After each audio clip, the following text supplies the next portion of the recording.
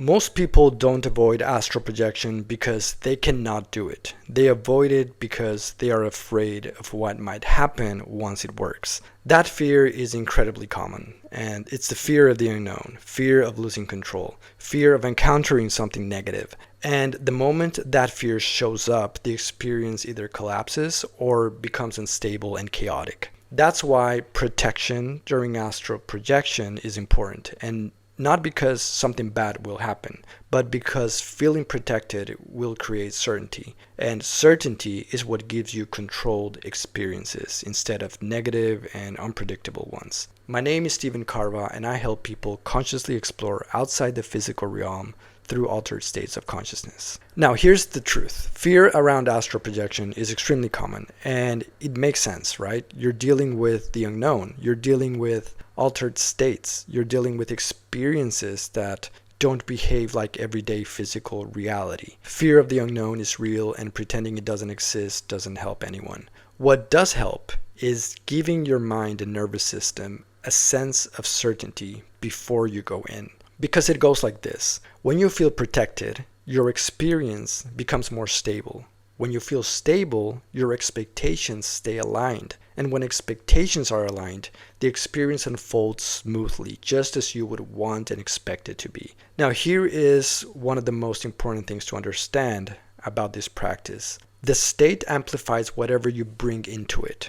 Confidence brings control, fear brings instability. And this matters a lot because the astral isn't uniform. There are different layers, and yes, the lower astral planes exist. Those environments tend to be denser, more chaotic, more reactive. When someone enters this state fearful or uncertain, their awareness naturally gravitates towards those lower frequency layers. That's where experiences can feel unstable or even populated by what people would describe as negative entities. And those entities are resonance-based encounters. They interact most easily with unstable, fearful, or incoherent states of awareness. That's why two people can project and have completely different experiences. One enters calm and centered and reports neutral or even beautiful environments, and another enters anxious and unsure and ends up in something really unsettling. So let's not pretend those layers don't exist. They do.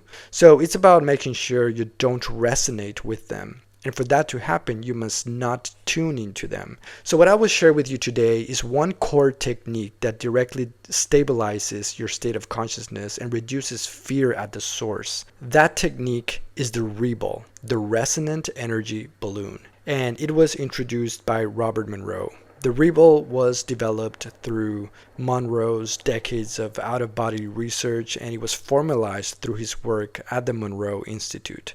Basically, it's a spherical field of energy surrounding your entire awareness and evenly distributed in all directions. So Monroe didn't come up with this as a shield. He came up with it because he noticed something very specific during projections. He noticed that when awareness was energetically scattered, experiences became unstable.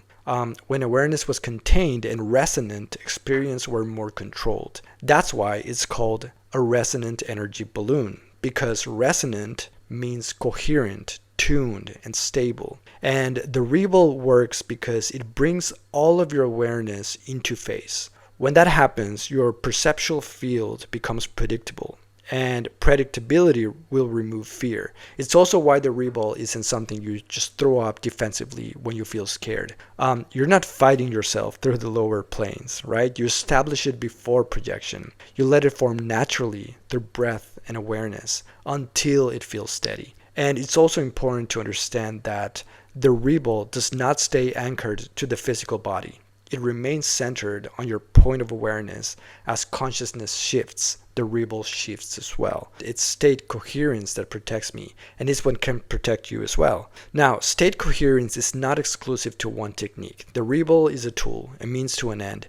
It's not a rule. Over time, as your nervous system and awareness becomes familiar with altered states, coherence can be established naturally through other means, like through focused intent or emotional neutrality. And this means that I don't use the REBAL every single night I astral project. In the early years, I did consistently because I needed that external structure to stabilize the state. But once coherence becomes internalized, it doesn't always need to be constructed consciously.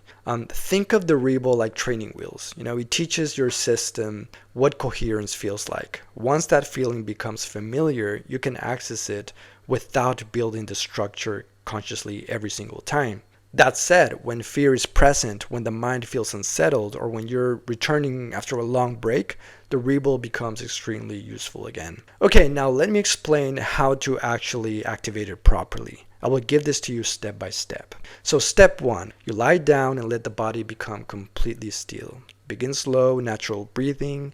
Each exhale releases physical tension. Here you are just calming the body so awareness can operate without resistance. Now step 2, you quiet the mind. You let thoughts pass without engagement, simply observe them, but don't engage. This creates the first layer of coherence. So far, this is all the same as you would do if you were to just be meditating, right?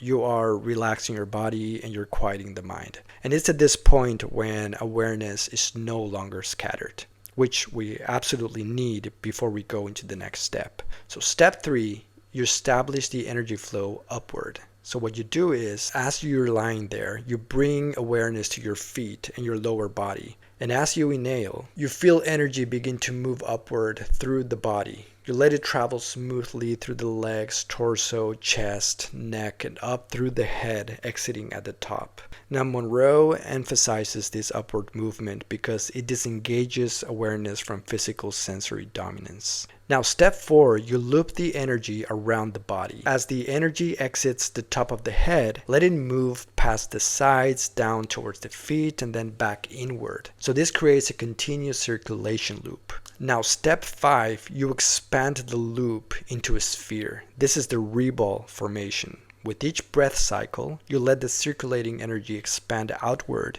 evenly in all directions. Upward beyond the head, downward below the feet, and outward to the sides. As this expansion stabilizes, it forms a smooth spherical field surrounding your awareness. This is the resonant energy balloon. It should feel contained and continuous. If separation occurs, the field moves with you automatically because, well, it was never attached to the physical body to begin with. And that's pretty much it. That's the REBAL technique. So now that you know the steps, the best thing that you can do is practice this during the day. You don't need to be lying down for practice. You don't need to be tired. You can do it sitting on the couch during a short meditation or even standing still for a minute or two. The goal here is familiarity. And the more familiar the REBAL feels, the more natural it becomes. Alright guys, if this helped you understand protection in a more grounded, practical way, then please make sure to subscribe to the channel so you don't miss what's coming next. I go deeper into this kind of work all the time and there's just so much more to explore.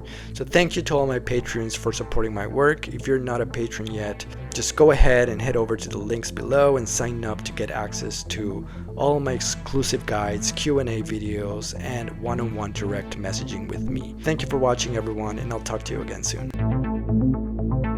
Because I am more than physical matter, I can perceive that which is greater than the physical world.